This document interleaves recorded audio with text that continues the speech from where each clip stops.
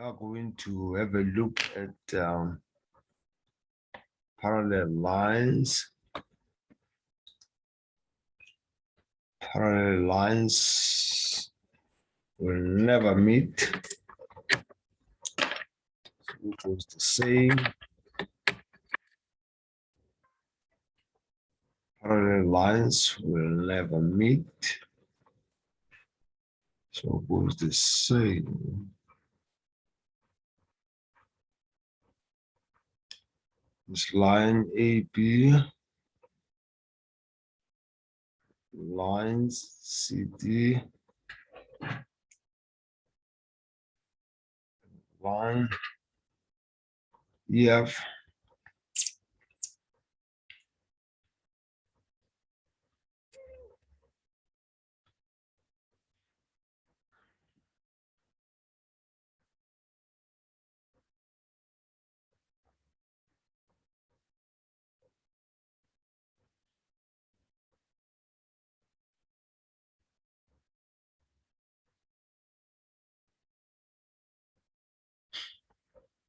this is AB, CD, E and F. If AB is parallel to CD, AB is parallel to CD, angle 1, 2, 3, 4, A, B, C, D. If AB is parallel to CD, then angle 2, angle 1 is equal to angle A. The reason is that their corresponding angles are equal. Corresponding angles are equal. Their corresponding angles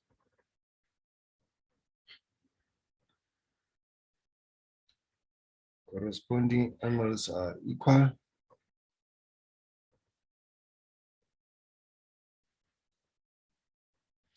Now, EF is called a transversal. The word transversal,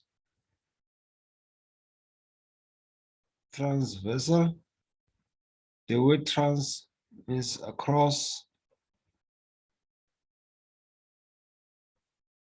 and versal is just a line.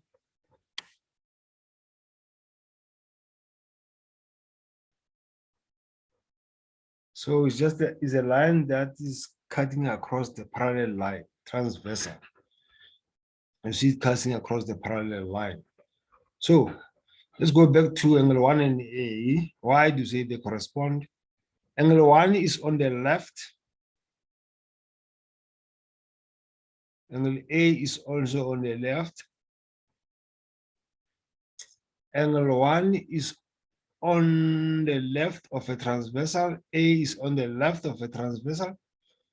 Angle 1 is above this line. AB is above the parallel line. Angle A is also above the parallel. Thus they correspond. And corresponding angles form an F shape.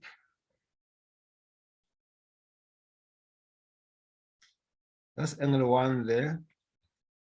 That's A there. As long these are parallel, that F shape can be in different forms.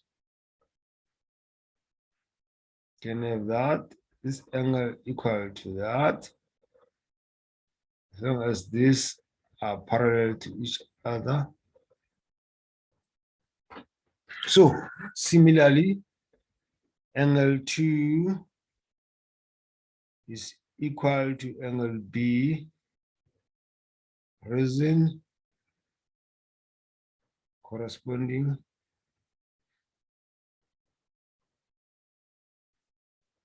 angles are equal.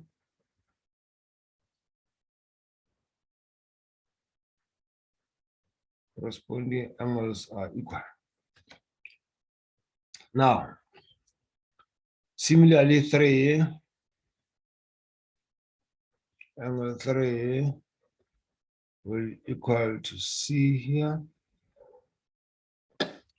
And then angle 4 will equal to D there as corresponding angles. Now, let's look at angle 3 and angle A. Angle 3 is also equal to angle A. Those are called alternate angles.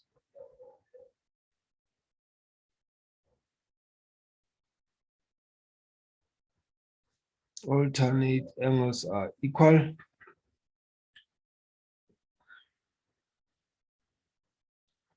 The word alternate, alter is to change.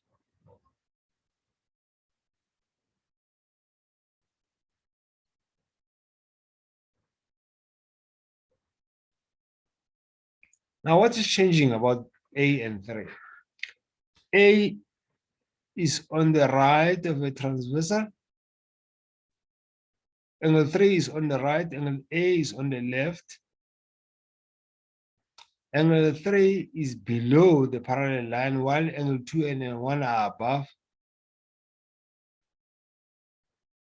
Angle A is above. So right, left, above, below, that's changed, changing. And alternate angles will give you a Z shape.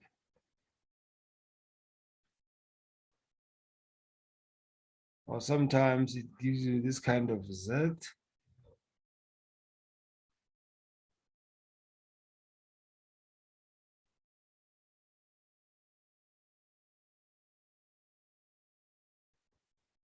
That's alternate angles.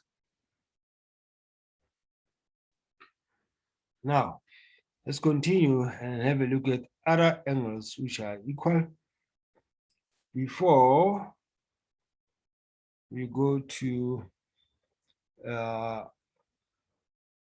co-interior angles between parallel lines,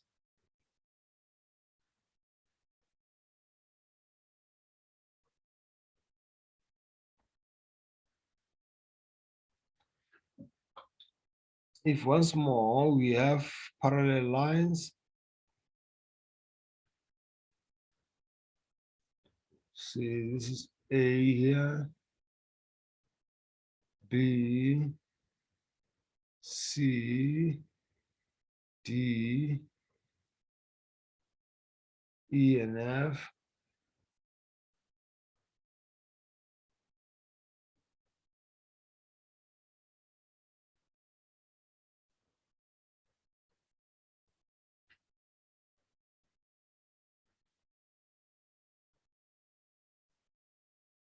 Then we call this alpha, we call this 1, we call that beta, we call that 2, we call that theta, we call that 3, 4, and then we can call that omega. Now, if and only if AB is parallel to CD, angle beta plus theta is equal to 180 degrees. And the reason is that these are co-interior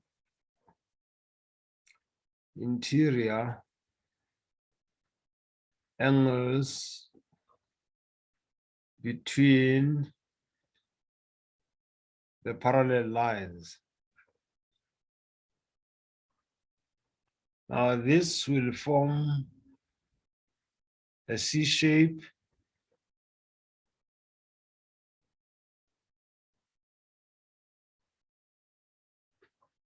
This C can face this way, which means angle 2 here and angle 3. They give you 180. These are co-interior angles between parallel lines. You can also prove that. You know that if you want the proof, you can go for a small proof here, that alpha plus angle 1 is equal to 180 degrees straight line.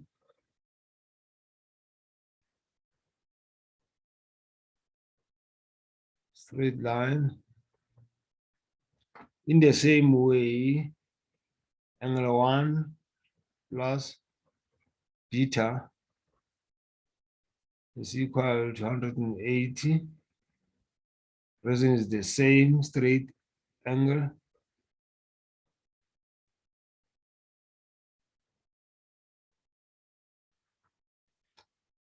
Now, this is angle 1, angle beta, 180. But we know that beta is equal to theta. Angle 1 is equal to angle 1 is equal to theta here. And those are corresponding. Now, we can, instead of writing 1 here, you can write theta, because say theta and 1 are equal. So theta plus beta is equal to 180 degrees. This is the same statement we have up there. So it's just a proof here that co-interior angles between parallel lines are supplementary. Okay.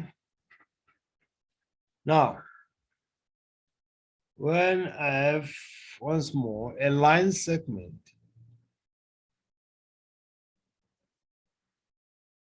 meet at the point called the vertex, they meet at the vertex. A vertex is where the two line segments meet. This point here is called the vertex. One vertex, two vertices. So that is A here, B there, C. I can produce BC up.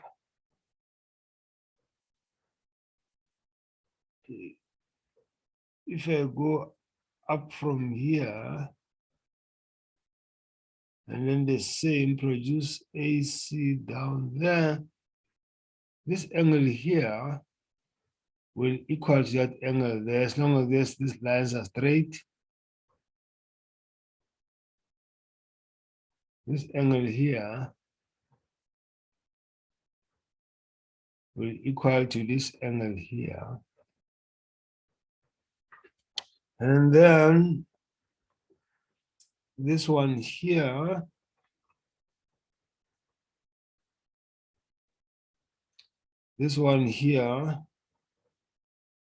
will equal to that one there.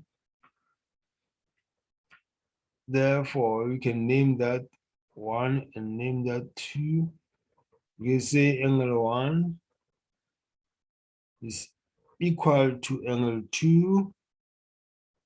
The reason is that They are vertically opposite angles.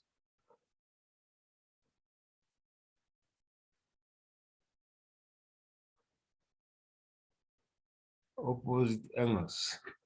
The word vertically comes from the word vertex. Now you have three pairs of angles which are equal. One, vertically opposite angles. Two, corresponding angles which forms an F shape. Three, alternate angles which form a Z shape. Now, in the next episode, we are going to have a look at an exercise applying this kind of knowledge. But for now, we can use what we have to also prove that the sum of the angles of a triangle is equal to 180. Let's go to that.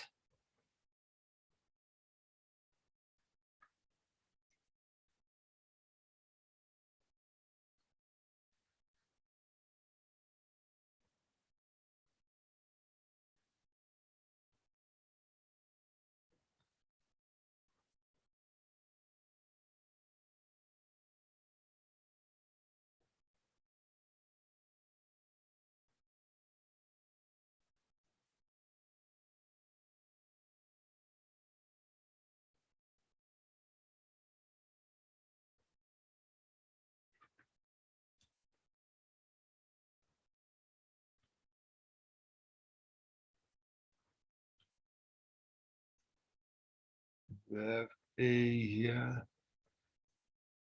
B there, C, D,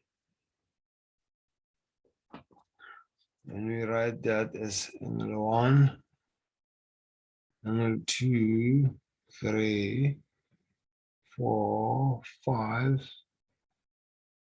and theta.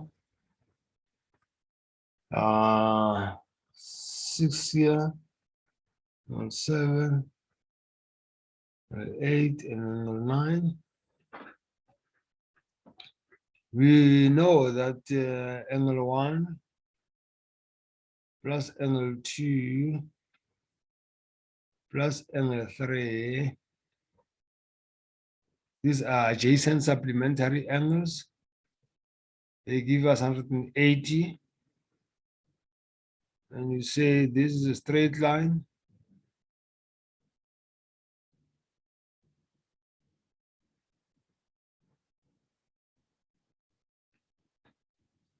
Now, we also know that but angle 1 is equal to angle 7. The reason they are alternate angles.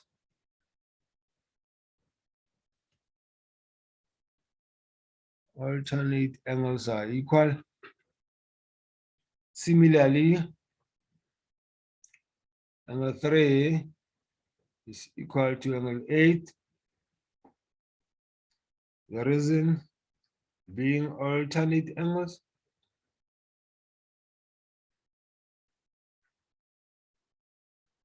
Alternate angles. Now, we are going to rewrite our first equation in the equivalence of angles. Where I see 1, I'm going to put 7.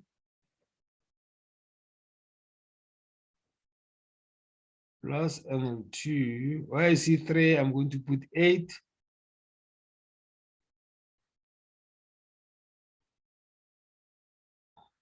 Now, angle 1 is equal to 7. Angle 3 is equal to 8. Copy that this way in terms of the equivalence. Where I see when I put 7, 2 plus 8 is equal to 180. If you look at the diagram and we identify the angles, angle 7 is on the base of that triangle. And then angle 2 is on top there. And angle 3 is down here. There's angle 2. There's angle 7. There's angle 8. These are the angles of this triangle here. So we have just shown that the sum of the angles of a triangle is equal to 180. The sum, in mathematics, when you talk about the sum of the angles of a triangle are supplementary. So you can conclude that the sum of the angles of a triangle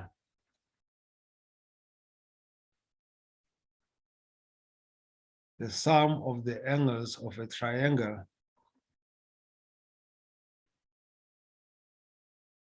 is 180 degrees. That's that.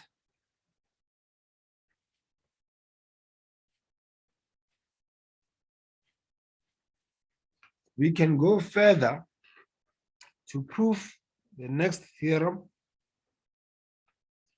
which says that this angle here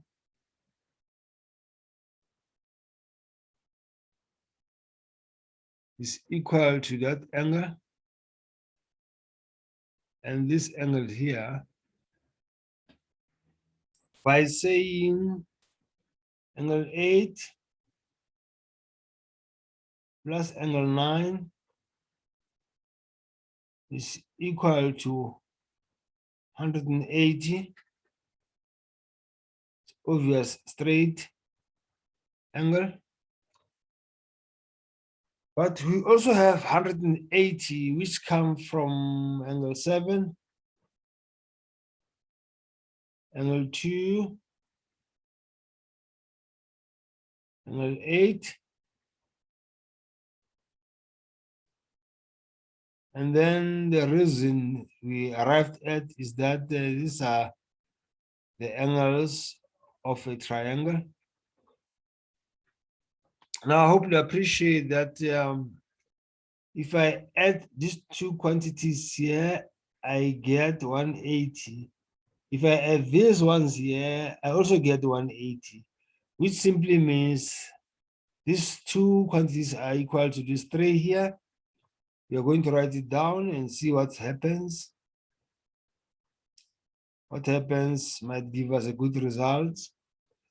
That is to say, angle 7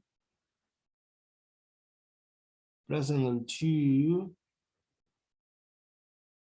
plus angle 8 is equal to angle 8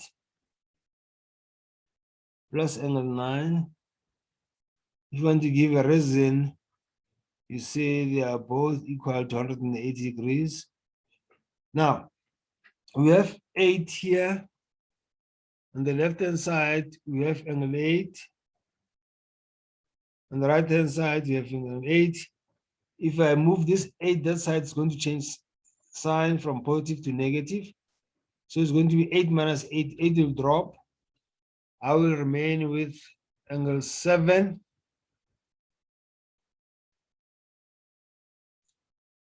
plus angle 2, which is equal to angle 9. If you go to our diagram, here is angle 9, there's 2, and there's 7. And you can conclude that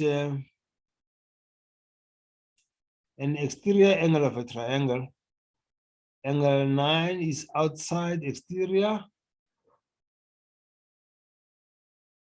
angle of a triangle is equal to the sum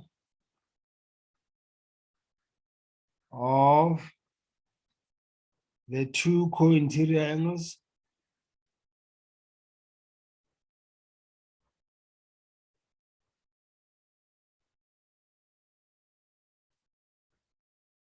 of a triangle.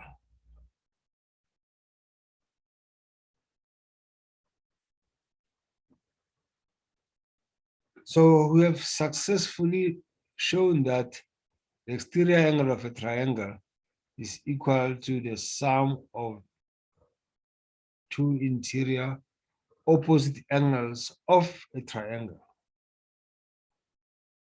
Thank you for watching this video. Bye.